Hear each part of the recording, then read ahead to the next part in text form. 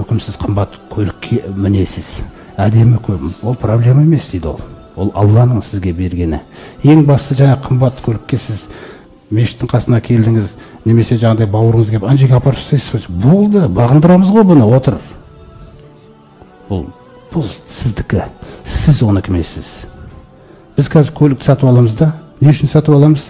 Сіз көліктікі болу үшін сатып аласыз. Сосын сіз анау сызып кеткен жерге дейін, бір нетіп кеткен жерге дейін сіз адам танымайсыз, көрмейсіз адамды, темірді ғана көресіз. Мына жері сызылып кетті ғой деп жаңағындай. Көрдіңіз бе? Сондай дәрежеге дейін ауру боламыз бұл дүниемен.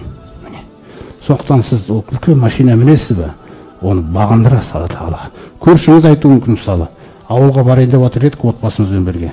Көлігім сынып қалса болмай ма? Бүгін шығамыз деп едік. Мә? Осыны істей аламыз ба біз? Осыны істей алмасаң, Алланың құлымыз ба біз? Біз көліктің құлымыз. Дәл сол сәтте көлігіңнің құлысың сен. Қия алмадың оны. Раббың үшін қия алмадың.